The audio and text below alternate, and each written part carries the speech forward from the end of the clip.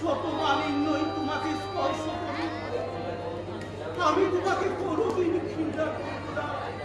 আমি জানি শুধু আমাকে বাঁচাবার জন্য।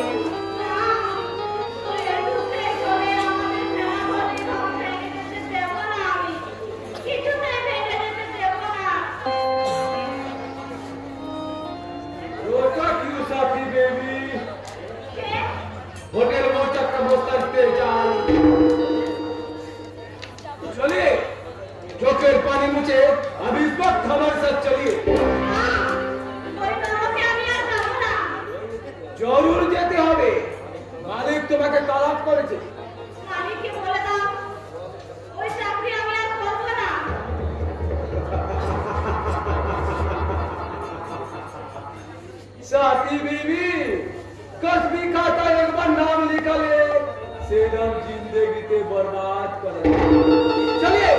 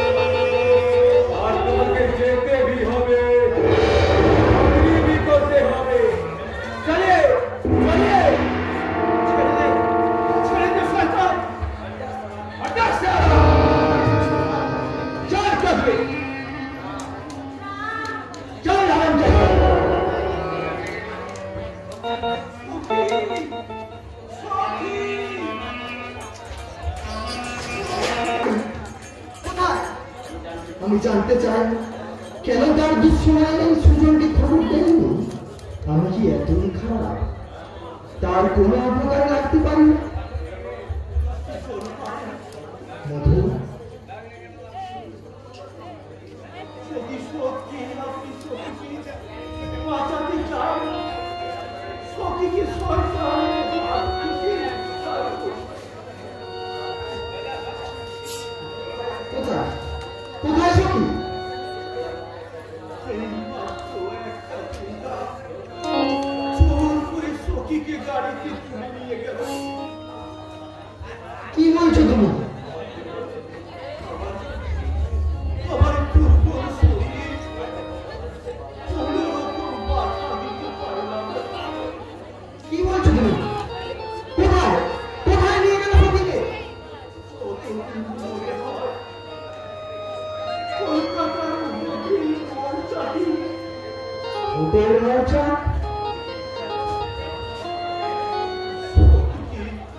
সখীকে ইচ্ছার বিরুদ্ধে দেহ ব্যবসা করাতে চাই। না, সখীকে কেউ তোমার কাছ থেকে কেড়ে নিতে পারবে না। শয়তানরা যেখানে সখীকে লুকিয়ে রাখো, আমি তাকে ঠিক খুঁজে বের করবো। সখী! সখী! মধু, আমার 3 বছর শেষ হয়ে আসছে। সখীকে তুমি দেখো,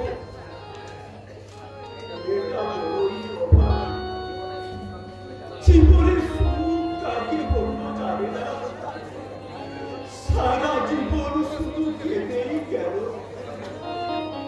তাই আমার মতো দেখো মনু, দেখো যে ফুলকে ভুল করে আমি ওখানে ছড়িয়েছি, সেই ফুলকে মাটি থেকে কুড়িয়ে এনে আবার সাজিয়ে দেব তোমার চুলদানিতে। সখী সুজনকে ভুল বুঝলেও এই সুজন কোনোদিন সখীকে ভুল বুঝবে না। সখী! সখী! এটা হয়ে গেল।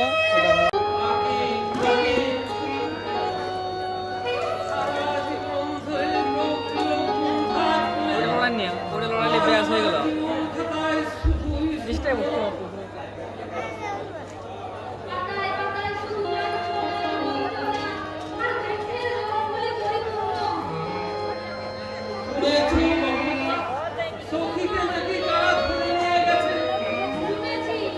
লড়াই নেয় না পাই করে দাঁড়া পিছনে পিছনে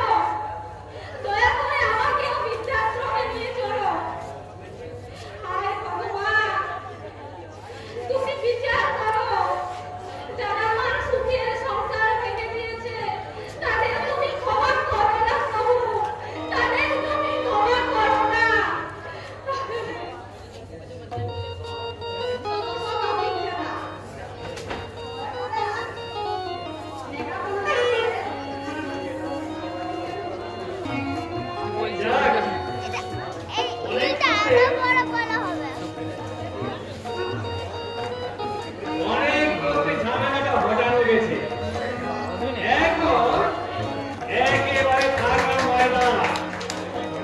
ওই যে কথা আছে না, 7 ছেলে মেয়ে কি করে যদি এক মেয়ে বল ধরে। এক ছেলে যদি মন ধরে হাতের জোরে পর্বত নড়ে বাবা। তুই এখানে? হ্যাঁ আমি না এসে আর থাকতে পারলাম না, কারণ না এলে এই পিয়ালি সংসারে আমার ক্ষতি হয়ে যাবে। কি বলতে চাস তুই? মির্জাফরকে বিশ্বাস করে সিরাজ সিংহাসনচ্যুত হয়েছিল, তেমনি পিয়ালি তোমাকে বিশ্বাস করে সংসারচ্যুত হোক এ আমি চাই না। তুই কি আমাকে জ্ঞান দিতে এসেছিস? যদি মনে করো তাই, আচ্ছা বেনি মুখার্জি কি এই বাড়িতে থাকেন? বেনি মুখার্জি। কি ব্যাপার নির্ভয়? You are under arrest, Mr. Mukherjee. What? গৌরব চক্রবর্তী 10,000 টাকা তছরূপের দায়ে আপনাকে অ্যারেস্ট করা হলো। কি প্রমাণ আছে? তখন আমি তুই নিজের ছেলে হয়ে বোঝো কেন? শুধু তাই না, চিটিংবাজি আর তোলাবাজির মতো জঘন্য অপরাধেও আপনাকে অ্যারেস্ট করা হলো। Constable, Yes sir. অ্যারেস্ট করো। Yes sir. নির্ভয়, পাপ করলে তো তোমাকে শাস্তি পেতেই হবে বাবা। আমি অনেক চিন্তা করে দেখলাম, এরপর যদি তুমি এই বাড়িতে থাকো তাহলে পিয়ালের অনেক ক্ষতি হয়ে যাবে। তুমি এত বড় সাহস! তোমার অধ্যক্ষ আর তোমার স্বেচ্ছাচারিতায় আমাকে সাহস দিয়েছে বাবা। আর তাই তো আমি পুলিশের কাছে নালিশ করেছি। এই বয়সে আমাকে জেলে যেতে হবে? জেলে নয় বাবা, জেলে নয়, বড় সংশোধনাগারে। আশা করে ওখান থেকে নিজের চরিত্রটা সংশোধন করে তবে আবার ফিরবে। আর যদি তা না পারো তাহলে ওই মেয়ের বাড়িতে উঠবে আর ভাববে তোমার ছেলে নির্ময় মারা গেছে। চলুন চলুন। বাবা,